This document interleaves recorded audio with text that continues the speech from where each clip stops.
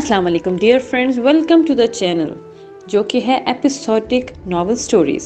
Dear friends, اس channel میں آپ کو ملیں گی بہت ہی اچھوتے ناولز، بہت ہی دلچسپ کہانیاں اور رومانٹک ناولز۔ سو ہمارے ساتھ رہیے، اور اس سے پہلے کہ ہم اپنی کہانی کا آغاز کریں، اس چینل کو لائک کر دیں، اس چینل کو سبسکرائب کر کے بیل کا آئیکن ضرور پریس کر دیجیے گا تاکہ ہمارے چینل سے آنے والے ہر نیو نوٹیفیکیشن کی خبر سب سے پہلے آپ کو ملے۔ تیرے پیار میں، اس کی قسط نمبر ہے 15۔ اشر سمجھ گیا تھا کہ نمیش اس کے بارے میں سوچنے لگی ہے۔ نہ جانے کون سی بات تھی اس کی جو نمیش کے دل پر جا لگی تھی۔ اس کا بے اختیار اپنی طرف دیکھتے رہنا اور پھر اس کے دیکھتے ہی نظر جھکا لینا اشر کو بہت کچھ سمجھنے پر مشہور کر رہا تھا، اور وہ اندر ہی اندر اس کی بدلتی کیفیت پر بہت خوش بھی تھا، اور اس کے پاس کھڑا رہتا یا اس کے اپنے قریب کر لیتا وہ کسی قسم کی کوئی مزاحمت نہیں کرتی تھی۔ اشر سمجھنے لگا تھا کہ وہ بھی شاید اس رشتے کو قبول کرنے میں اب آسانی سمجھ رہی ہے، اور یہ بات اشر کے لیے ایک بہت ہی خوشگوار تھی۔ یہ ڈیل تو ہماری ہے اشر، بس کل تم سائن کرنے ہیں اور پھر تمہارا سب سے بڑا ڈریم پورا ہو جائے گا، تمہارے بزنس کیریئر کی سب سے بڑی ڈیل، کیونکہ کل وہ اپنے ڈریم کو حاصل کرنے جا رہا تھا۔ اس نے سوچ لیا تھا کہ اب وہ نمیش سے صاف بات کرے گا۔ 1 مہینہ ہونے کو ہے ان کی شادی کو، اور کسی بھی رشتے کو قبول کرنے کے لیے یہ 1 ماہ بہت ہوتا ہے۔ اب اسے اور نمیش کو اپنی اگلی زندگی کے بارے میں سوچنا چاہیے۔ یہ تو وہ جان ہی چکا تھا کہ نمیش بھی اسے پسند کرنے لگی ہے، تو پھر یوں کھچا کھچا دور دور رہنا سب بے معنی تھا۔ اس کے کمرے میں قدم رکھا تو نمیش کو بیڈ پر لیٹی گہری نیند میں سوتے پایا، اور اس طرح اتنی جلدی سوتی تو وہ ہرگز بھی نہیں تھی۔ وہ پریشانی سے اس کے پاس آیا، اور پھر وہی ہوا جس کا ڈر تھا۔ اس کا چہرہ بخار کی شدت سے سرخ ہو رہا تھا۔ اس کا ٹمپریچر چیک کرتے ہوئے اس نے صدف کو آواز دینا شروع کر دی۔ اپنے ٹھنڈے اور نرم مزاج باس کو اس طرح سے آوازیں دیتے دیکھ کر صدف بھی بھاگے بھاگے اس کے کمرے میں آئی۔ صدف، ڈاکٹر کو فون کرو، نمیش کی طبیعت بہت خراب ہے، جلدی کرو۔ وہ کافی بے چین لگ رہا تھا۔ اس کی بے چینی نے صدف کو بھی تیز تیز ہاتھ پیر ہلانے پر مجبور کر دیا۔ کچھ نہیں، آج کل کی لڑکیاں ذرا سی بات کو اپنے دماغ پر حاوی کر لیتی ہیں، مینٹلی بس سٹریس ہے، اور اسی وجہ سے بخار بھی ہو گیا ہے۔ میں دوا دے دی ہے، صبح تک آرام ملے گا، ڈاکٹر نے مسکراتے ہوئے کہا۔ لیکن اشر تو مسکرا بھی نہیں پایا تھا۔ پتہ نہیں کون سی بات تھی جسے نمیش نے اس حد تک اپنے اوپر سوار کر لیا تھا کہ وہ بخار کا شکار ہی ہو گئی۔ اس کا بس چلتا تو اپنی نمیش کو ہر مشکل سے دور کر دیتا اور اس کی ہر پریشانی کو خود پر لے لیتا۔ نمیش کی بخار میں دہتی صورت دیکھ کر اسے سکون نہیں آیا تھا۔ وہ ساری رات اس کے ساتھ بیٹھا رہا، 1 سیکنڈ کو بھی اس کی آنکھ نہ لگی تھی، اور نہ ہی وہ سونے کا ارادہ رکھتا تھا۔ اس کا بس چلتا تو اسے 1 پل کے لیے بھی اپنی نظروں سے دور نہ ہونے دیتا۔ اس کی آنکھ صبح 11 بجے کے قریب کھلی تو اپنے ساتھ رکھی کرسی پر ایسے بیٹھے دیکھ کر پریشان ہوئی۔ کل کے کپڑوں میں بھری ہوئی شیف کے ساتھ وہ کافی بے چین سا لگا۔ اس کی بکھری بکھری سی حالت دیکھ کر اس کو بھی اس پر ترس آ گیا۔ وہ ساری رات اس کی وجہ سے یہاں بیٹھا رہا۔ کرسی پر بیٹھے بیٹھے شاید وہ سو گیا تھا۔ نمیش نے ذرا سی حرکت کی تو اگلے ہی پل وہ سرخ آنکھیں کھولے سے دیکھنے لگا۔ اب کیسی طبیعت ہے تمہاری؟ اس کے انداز سے بے قراری صاف جھلک رہی تھی۔ آپ کی میٹنگ تھی 9 بجے، وہ ہوش میں آتے ہوئے فوراً بولی۔ بھاڑ میں گئی میٹنگ، تم بتاؤ تمہاری طبیعت کیسی ہے؟ اب سر میں درد تو نہیں ہو رہا؟ بخار تو نہیں ہے؟ اس کے دونوں گالوں کو چھوتے ہوئے کہہ رہا تھا۔ وہ آپ کا ڈریم پروجیکٹ تھا اشر۔ اس کے حلیے سے یہ اندازہ تو لگا چکی تھی کہ وہ میٹنگ پر نہیں گیا، اس لیے اپنی بات پر زور دیتے ہوئے بولی۔ تم سے اہم نہیں ہے نمیش، بلکہ تم سے اہم کچھ بھی نہیں ہے۔ تمہیں کیا لگتا ہے میں اس میٹنگ کے لیے تمہیں اس طرح بخار میں تپتا چھوڑ کر چلا جاؤں گا؟ تم ایسا سوچ بھی کیسے سکتی ہو؟ اس دنیا میں کوئی بھی چیز تم سے زیادہ اہم نہیں ہے۔ چلو اٹھو، فریش ہو جاؤ، میں تمہارے لیے ناشتہ لے کر آتا ہوں۔ اسے خود کو دیکھتے یوں پا کر اس کے لیے اٹھ کھڑا ہوا، لیکن وہ تو اب بھی ساکت اسے دیکھتے ہی جا رہی تھی، جو اس کے لیے اپنے ڈریم پروجیکٹ کو ہی چھوڑ کر بالکل فکر مند نہیں بلکہ بے فکر تھا۔ وہ ناشتہ لے کر کمرے میں آ گیا۔ نمیش فریش ہو کر نکلی تو وہ ٹیبل پر ناشتہ لگا رہا تھا۔ جلدی آؤ یار، میں نے کل سے کچھ نہیں کھایا، صبح کل تمہارے ساتھ ناشتہ کیا تھا اور اب تک بھوکا ہوں۔ ابھی تک تو بھوک فیل نہیں ہوئی ہے، لیکن اب فیل ضرور ہو رہی ہے۔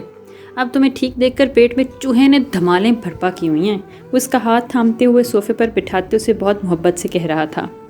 وہ اس کے لیے ساری رات بھوکا رہا، اس کے لیے اپنی نہ جانے کتنے سالوں کی محنت کو اس نے نظر انداز کر دیا، نہ جانے کتنا کا نقصان کر دیا۔ اس کے لیے ساری رات جاگتا رہا، اس کا خیال رکھتا رہا، بات بات پر اس کے سامنے اپنی محبت کا اظہار کرنا، ہر چیز میں سب سے زیادہ اس کو اہمیت دینا۔ تو کیا یہ سب کچھ محبت نہیں تھی؟ اس سب کے بعد بھی وہ اس محبت کا دکھاوا اور ڈرامہ کہتی تھی، وہ تو بہت بڑی بیوقوف ہے۔ نمیش اسے دیکھی جا رہی تھی۔ یار میں بہت ہینڈسم لگتا ہوں، تب تم میری طرف دیکھتی نہیں ہو، اور جب میں نے کل سے وہی کپڑے پہنے ہوئے ہیں اور ٹھیک سے منہ تک نہیں دھویا تو تم مجھے ایسے دیکھ رہی ہو جیسے مجھ سے ہینڈسم بندہ تم نے زندگی میں نہیں دیکھا۔ وہ ٹیبل پر ناشتہ لگاتے مسکرا کر بولا تو وہ بے اختیار اپنی نظریں چرا گئی، لیکن دل کی دھڑکنوں نے تو جیسے تہلکہ مچا رکھا ہو، اور نظریں بے اختیار بار بار اس کی طرف اٹھتی۔ بہت کنٹرول کرنے کے بعد بھی وہ نہیں کر پائی تھی، اور اشر بھی اس کی ان حرکتوں کو نوٹ کر کے بہت محظوظ ہو رہا تھا۔ شام کو اشر کو آفس جانے کے لیے تیار ہوتے دیکھ کر وہ پوچھے بنا نہ رہ سکی۔ ایک تو ویسے بھی اسے بیڈ سے اٹھنے نہیں دے رہا تھا، اور خود اب باہر جا رہا تھا۔ یار آج مہینے کی پہلی تاریخ ہے، مجھے آفس جانا ہوگا، سب ورکرز کو ان کی پے بھی تو دینی ہوتی ہے، چاہے جو بھی ہو جائے پہلی تاریخ کو آفس لازمی جاتا ہوں، کیونکہ اس دن بہت سارے لوگوں کو مجھ سے بہت ساری امیدیں ہوتی ہیں جنہیں میں نظر انداز نہیں کر سکتا۔ ویسے تو یہ سارے کام میرے آفس کے مینیجر بھی کر سکتے ہیں، لیکن ان لوگوں کے چہرے پر خوشی دیکھ کر مجھے سکون ملتا ہے، اس لیے میں خود اپنے ہاتھ سے ان کا حق انہیں دیتا ہوں۔ میں بس 1 گھنٹے کے لیے جاؤں گا اور واپس آ جاؤں گا، وہ مسکراتے ہوئے کہہ رہا تھا۔ جب نمیش بولی کہ میں بھی آپ کی ورکر ہوں، میری تنخواہ کہاں ہے، میں بیمار ہوں، آج آفس نہیں جا سکتی، تو آپ میری تنخواہ یہیں دے دیں۔ اسے اچانک ہی چاچا یاد آ گئے، جن کی بیٹی کی شادی تھی اور اپنے بابا کا قرض ادا کرنا تھا۔ یہ رہی بیگم آپ کی تنخواہ، یہ میں نے پہلے ہی الگ کر دیے تھے۔ اس نے مسکراتے ہوئے ڈریسنگ ٹیبل پر رکھے لفافے کی طرف اشارہ کیا۔ نمیش کو نہ جانے کیوں خوشی ہو رہی تھی، پھر اس کے ساتھ وہ بھی اٹھ کھڑی ہوئی۔ مجھے محلے میں جانا ہے، اس نے اسے دیکھتے ہوئے کہا، مطلب کہ وہ چاہتی تھی کہ وہ خود اسے راستے میں چھوڑ کر جائے۔ نمیش تمہاری طبیعت ٹھیک نہیں ہے یار، صبح چلی جانا، وہ سمجھانے لگا، لیکن وہ سمجھنا نہیں چاہتی تھی۔ نہیں مجھے جانا ہے، آپ 2 منٹ رکیں، میں چینج کر کے آتی ہوں۔ اس نے تو ہمیشہ سے ہی اس کی بات نہ ماننے کا فیصلہ کر رکھا تھا۔ وہ بھی خاموش ہو گیا۔ وہ بہت خوشی سے اپنے محلے میں آئی تھی، اشر اسے ڈراپ کر کے جا چکا تھا۔ سب سے پہلے وہ چچا کی دکان کی طرف دوڑی آئی تاکہ انہیں ان کے پیسے واپس کر سکے۔ نہ جانے بابا کا قرضہ اتارتے ہوئے اس کے چہرے پر اتنی خوشی کیوں تھی۔ وہ اتنی پرسکون تھی کہ اب اس کے بابا کو جیسے سکون ملے گا۔ چاچا کی دکان پر آتے ہی انہیں سلام کرتے ہوئے وہ لفافہ اس کو دینے لگی تو وہ حیرت سے اسے دیکھنے لگی۔ چاچا آپ کے پیسے جو بابا نے آپ سے قرض لیا تھا، دیکھیں میں وقت پر لوٹا رہی ہوں، اس نے خوشی سے کہا، لیکن چاچا کے اگلے الفاظ اسے پریشان کر گئے۔ لیکن بیٹا تم مجھے پیسے کیوں دے رہی ہو؟ پیسے تو تمہارا شوہر مجھے دے گیا ہے، بلکہ اس نے تو مجھے زیادہ پیسے دیے ہیں تاکہ میں اپنی بیٹی کی شادی اچھے سے کر سکوں۔ بہت نیک بچہ ہے، اللہ نے اس کے سینے میں سونے کا دل رکھا ہے۔ مجھ سے کہہ رہا تھا کہ اگر اور پیسوں کی ضرورت ہو تو میں اسے بتا دوں تاکہ اس کی بہن کی شادی میں کسی قسم کی کوئی کمی نہ رہے۔ مجھے تو اس کے روپ میں ایک بیٹا مل گیا ہے، کیا اس نے تمہیں اس بارے میں کچھ نہیں بتایا؟ وہ حیرت سے اس سے پوچھتے تھے، جبکہ نمیش کے پاس تو بولنے کے لیے الفاظ ہی ختم ہو گئے۔ بنا کچھ بولے وہ وہاں سے چاچا کے گھر آ گئی۔ تب تک تو شاید چاچا نے اس کے گھر کا نقشہ بھی بدل دیا ہوگا۔ وہ 2 کمروں کا مکان جہاں اس کا بچپن گزرا اسے بہت عزیز تھا، لیکن تھا تو کرائے کا ہی، اور سچ ہی ہے کرائے کے گھروں میں خوبصورت یادوں کا بسیرا نہیں ہوتا۔ چاچی نے تو نہ جانے کتنے سالوں سے انہیں یہ گھر چھوڑنے کے لیے کہہ رہی تھیں، وہ تو چاچا اپنا دل بڑا کر کے دوست کی حمایت پر اتر آئے تھے۔ اس نے سوچ لیا تھا کہ آج وہ گھر کا جو سامان اس کے باپ کی محنت کا ہے وہ اشر کے گھر لے جائے گی، کیوں بیکار میں وہاں لوگوں کے گلے پڑ رہی ہے۔ چچا نے تو بابا کے جانے کے بعد بھی اپنا دامن نہ چھوڑا، لیکن وہ خود بیوقوف تو نہیں تھی، ان کی اپنی 2 بیٹیاں تھیں جن کے لیے اچھا سوچنا ان کا فرض تھا اور حق بھی۔ اس لیے اس نے سوچا تھا کہ وہ اپنی ساری چیزیں اس گھر سے نکال کر لے گی تاکہ چاچا کسی اور کو وہ کرائے پر دے سکیں۔ سب لوگ اس سے بہت خوشی سے ملے تھے اور چاچی کا انداز تو بالکل ہی الگ تھا۔ اس نے گھر سے جانے کی بات کی تو چاچا بھی حیرت سے اسے دیکھنے لگے۔ بیٹا اپنے ہی گھر سے سامان کیوں اٹھوانا بھلا، تمہارا گھر ہے، تمہارا سامان ہے، اگر تم اپنا سامان یہاں سے چلے لے جاؤ گی تو میکے کے نام پر تمہارے پاس رہے گا ہی کیا؟ چاچی کا انداز بہت نرم تھا، کہاں وہ ان کے ایسے مزاج کی عادی تھی، لیکن چاچی یہ میرا گھر اپنا تو نہیں، یہ تو کرائے کا ہی ہے اور کرائے کی چیزوں پر قبضہ نہیں جمایا جاتا۔ اس کا انداز بہت بجھا بجھا تھا، شاید وہ لوگ ہمدردی دکھا رہے تھے۔ کیا مطلب کرائے کا ہے؟ کیا تجھے تیرے شوہر نے نہیں بتایا کہ وہ گھر ہم سے خرید چکا ہے؟ چاچی نے اس کی انجان بننے پر دھماکہ ہی تو کیا تھا، اور وہ اس دھماکے کی زد میں انہیں دیکھی چلی جا رہی تھی۔ کس طرح سے کھل رہا تھا وہ شخص اس پر۔ ہم نے تو کہا کہ ہم یہ گھر نہیں بیچیں گے، آخر یہ ہمارے گھر کا حصہ تھا، لیکن تیرے شوہر نے مارکیٹ کے مقابلے میں 3 گنا زیادہ رقم دی اس 2 کمرے کے گھر کی۔ اس کا کہنا ہے کہ میری بیوی نے یہاں اپنا بچپن گزارا ہے، اس کے بچپن کی خوبصورت یادیں ہیں، یہاں اس کے باپ کی یادیں ہیں، اور وہ اس کے باپ کی یادوں کو یوں دربدر ہوتے نہیں دیکھ سکتا۔ اور اس کی باتوں نے تیرے چچا کے دل پر ایسا اثر کیا کہ انہوں نے بھی گھر بیچ کر ہی دم لیا۔ وہ گھر اب تیرا ہے نمیش، تیرے نام ہے، جب چاہے وہاں آ سکتی ہے، جیسے چاہے وہاں رہ سکتی ہے۔ چاچی کے کہنے کی دیر تھی کہ اس کی آنکھوں میں نمی اور اس کے آنسوں میں بدلی، اور وہ پھوٹ پھوٹ کر ان کے سینے سے لگی روتی چلی جا رہی تھی۔ اس نے سمجھنے میں دیر کر دی تھی، لیکن جو شخص اس کو ملا تھا وہ تو قسمت والوں کو بھی نہیں ملتا۔ اس نے کتنی بے قدری کی تھی اس شخص کی۔ فرح کی ایک ایک بات اسے سمجھ آئی تھی، کتنا کچھ کر چکا تھا وہ اس کے لیے، اور ایک بار بھی جتایا تک نہیں۔ اب بھی اگر وہ اس کی محبت کو خود غرضی کا نام دیتی ہے تو اس سے بڑا بے قدر کوئی نہ ہو۔ تیرے پیار میں، اس کی قسط نمبر ہے 16۔ اشر جلدی جلدی کام نپٹا کر گھر واپسی کی تیاری کر رہا تھا۔ ابھی تو اپنے آفس سے نکلنے ہی والا تھا کہ اسے فرحت آتی نظر آئی۔ اس کا موڈ بری طرح سے خراب ہوا تھا، جلدی جلدی گھر جانا چاہتا تھا۔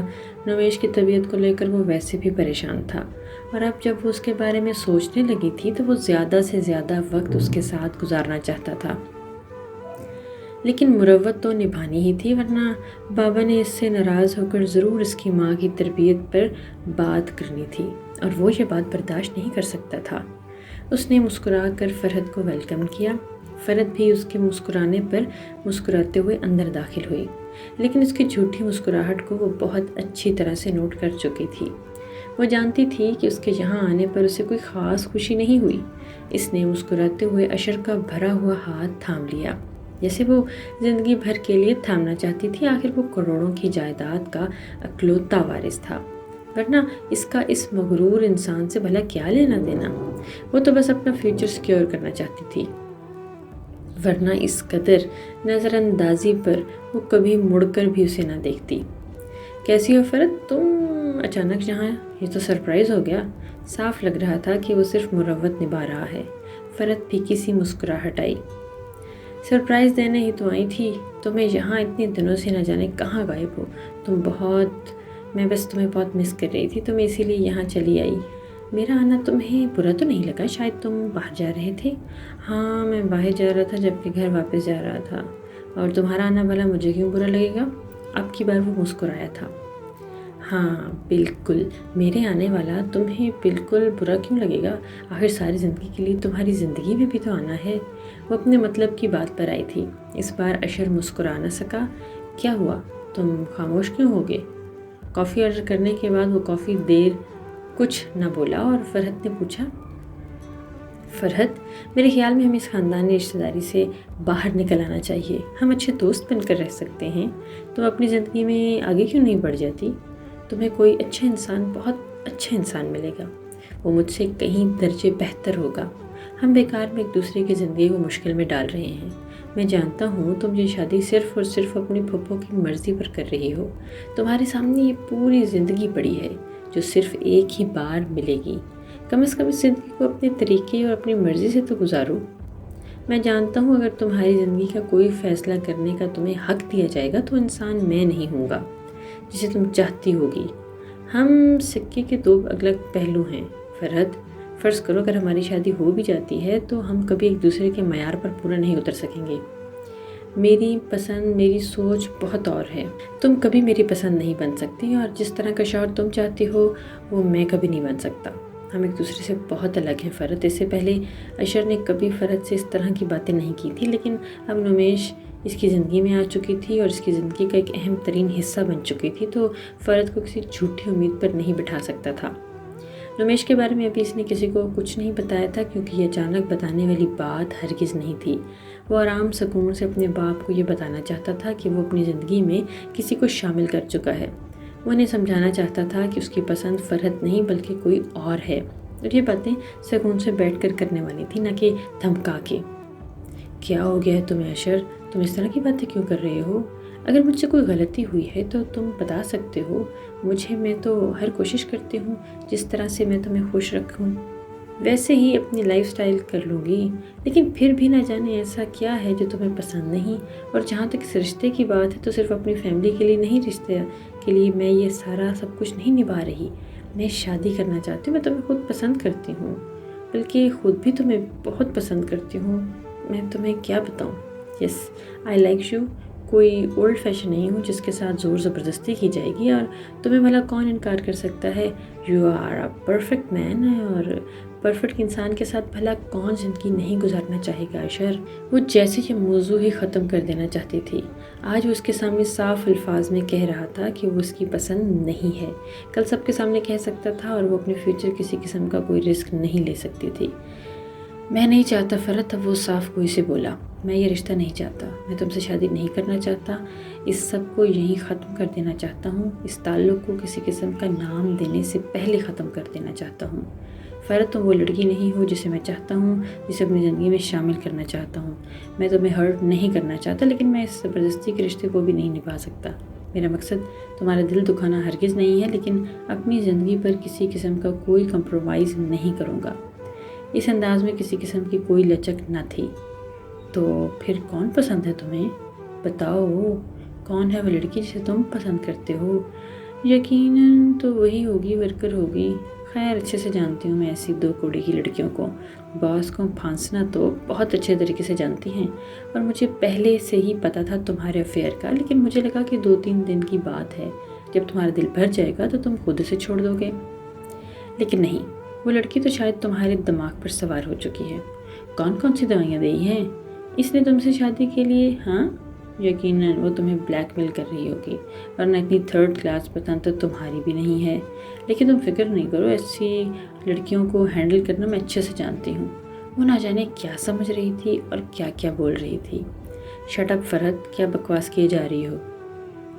مجھے لگا تھا کہ میں تمہیں ایزیلی ہینڈل کر پاؤں گا، لیکن مجھے لگ رہا ہے کہ میری سوچ غلط تھی، اس لیے میں تمہیں صاف صاف بتا رہا ہوں۔ ہاں، یہ سچ ہے کہ میں کسی کو پسند کرتا ہوں، اور اسی آفس میں وہ کام کرتی ہے، لیکن جو الفاظ اس کے لیے تم استعمال کر رہی ہو، ایسی ہرگز بات نہیں ہے۔ وہ بات اب بھی بات کو آگے بڑھانا چاہتا تھا، بلکہ اسے سمجھانا چاہتا تھا کہ وہ غلط سمجھ رہی ہے۔ زری جیسی دوسروں کا گھر توڑنے والی نہیں تو تم صرف زری بن سکتی ہو، صوفیہ بننا تمہاری اوقات نہیں۔ الفاظ تھے یا پگھلتا ہوا سیسا جو عشر نے اس کے کانوں میں انڈیل دیا۔ فرحت وہیں ساکت کھڑی سے دیکھتی رہ گئی، اور عشر لمبے لمبے ڈگ بھرتا وہاں سے نکلتا چلا گیا، جب کسی فرحت ٹکرائے جانے کا احساس اسے پیچھے نہ آ سکا۔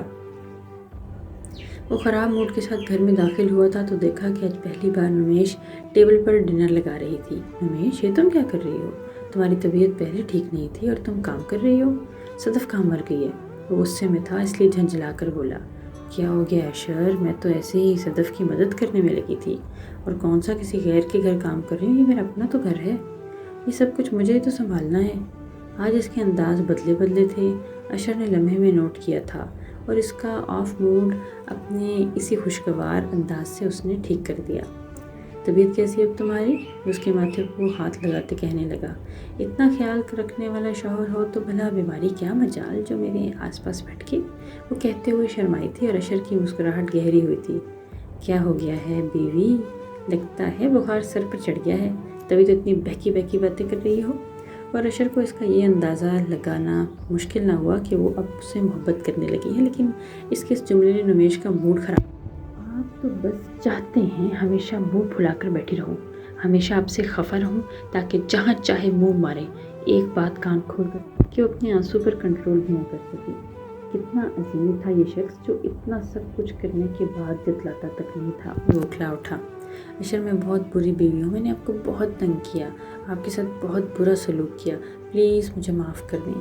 آپ نے میرے لیے اتنا کچھ کیا، ہمیشہ میرے لیے ہمدرد بن کر میرے ساتھ کھڑے رہے، اور میں آپ کی محبت کی قدر نہ کر سکی۔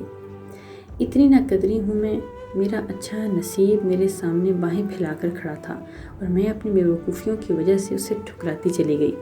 کتنی نہ سمجھ، اور بلکہ بہت بڑی بیوقوف، اور میں گدھی ہوں۔ وہ اب کی بار پھوٹ کر روتے ہوئے اپنی خوبیاں گنوا رہی تھی، جبکہ عشر مسکرائے جا رہا تھا۔ اس میں تو کوئی شک نہیں کہ تم واقعی گندی ہو، وہ مسکراتے ہوئے کہنے لگا تو نمیش نے سر اٹھا کر اس کی جانب دیکھا، لیکن وہ اسے کچھ بھی کہنے کا موقع دیے بغیر اس کا سر دوبارہ اپنے سینے پر رکھ چکا تھا۔ نمی ڈارلنگ، اب جب تمہیں ہوش آ ہی گیا ہے، تمہاری عقل ٹھکانے لگ ہی چکی ہے، تو اب تمہارا شوہر تمہیں مزید کوئی بیوقوفی نہیں کرنے دے گا۔ آج ہم اپنی زندگی کی نئی شروعات شروع کریں گے، ایک دوسرے کے ساتھ वो मोहब्बत से कह रहा था, जबकि नुमेश मुस्कुराते हुए नज़रें झुका गई, लेकिन उससे अगली बात पर बेख्तियार उसकी नज़रें उठी थीं। तो फिर चलें रूम में? वो इसका चेहरा दोनों हाथों में थामे बहुत मोहब्बत से बोला, जबकि नुमेश तो बुरी तरह से घबरा गई। अशर, मुझे भूख लगी है, वो इससे दूर होते हुए कहने लगी थी, लेकिन गिरफ्त में मजबूत थी। ऐसी की तैसी तुम्हारी भूख की। इसकी मुज़ाहमत को नज़रअंदाज करते हुए वो उसे एक ही लम्हे में अपनी बाहों में उठाता सीढ़ियों पर चढ़ गया।